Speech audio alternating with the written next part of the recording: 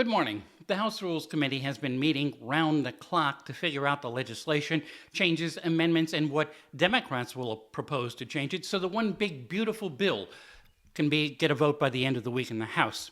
No Democrats are expected to support it, so President Trump was on Capitol Hill yesterday, twisting arms and cajoling some reluctant House Republicans. He described it as love in that room. And even then, the chair of the Freedom Caucus came out of the meeting wondering if the president's words were enough.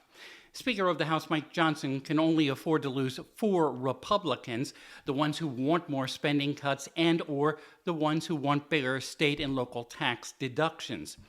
And then there's Kentucky Congressman Thomas Massie, who has stuck to his guns when it comes to big showdowns over temporary spending bills and debt limit extensions by voting no. Massie maintains that's not how things should work. And he is almost certainly a no vote on this huge measure that will increase the national debt. No, I don't think Thomas Massie understands government.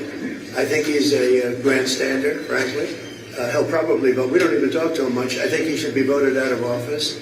And I just don't think he understands government. If you ask him a couple of questions, he never gives you an answer. He just says, I'm a no. Afterward, Massie told reporters the meeting has not changed his mind. The Congressional Budget Office released a score of the baseline legislation, estimating it will add an extra $4 trillion to the national debt over a 10-year period for starters.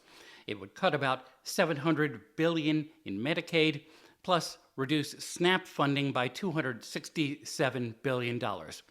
And it would boost the incomes of the top 10% of Americans in the aggregate by 9% over that decade, while the lowest 10% of Americans would see a 14% loss in their disposable incomes.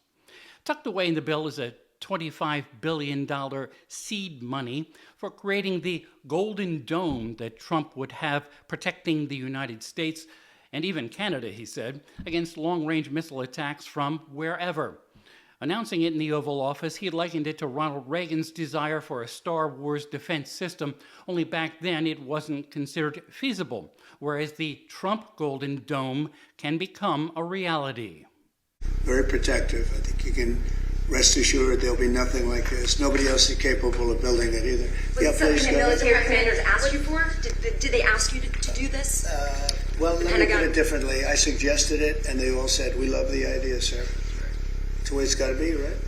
Building off of existing space and ground interception capabilities, Trump believes the system can be up and running before he's out of office. With ear on the White House, I'm Bob Costantini.